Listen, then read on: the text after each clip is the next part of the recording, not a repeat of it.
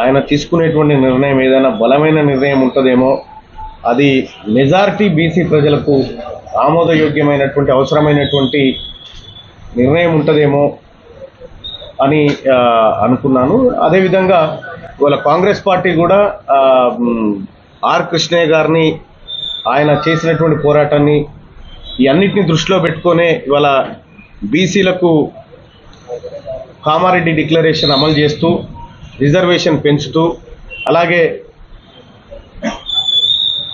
చట్టసభల్లో కూడా అవకాశాలు మెరుగుపరచాలనేటువంటి అంశంతో కాంగ్రెస్ పార్టీ మేనిఫెస్టోలో పెట్టింది. బహుశా ఆర్ కృష్ణన్న అడుగులు కూడా అటువైపే దగ్గర ఉంటాయని మేము అనుకుంటా ఉన్నాం. ఏదేమైనప్పటికీ అల్టిమేట్గా మా అందరి ప్రయోజనం బీసీల ప్రయోజనమే కాబట్టి బీసీలకు సంబంధించినటువంటి ఏ అంశంలోనైనా మేమంతా ఉమ్మడిగా కలిసి ఆ ప్రయత్నాలు చేస్తాం.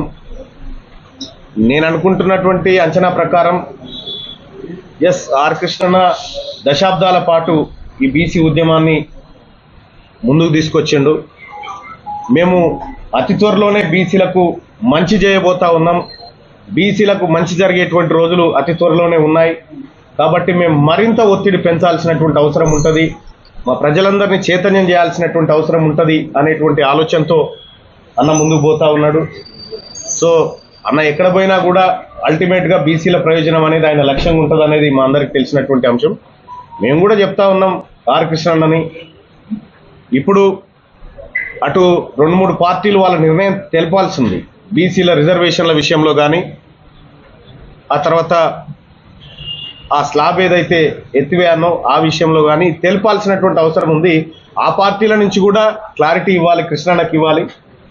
ఎందుకంటే కాంగ్రెస్ పార్టీగా 42% రిజర్వేషన్ ప్లస్ కులగణన చేస్తామనేటువంటి మాట కాంగ్రెస్ పార్టీ ఇచ్చింది. దానికి నేను కూడా కృష్ణన్నకు హామీ ఇచ్చినాను గతంలో, అన్న నాది బాధ్యత అని చెప్పినాను కాంగ్రెస్ పార్టీ నుంచి.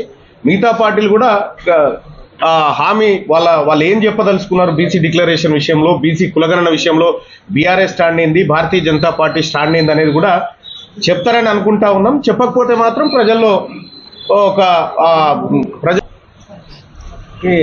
అనడానికి కాదు, ఒక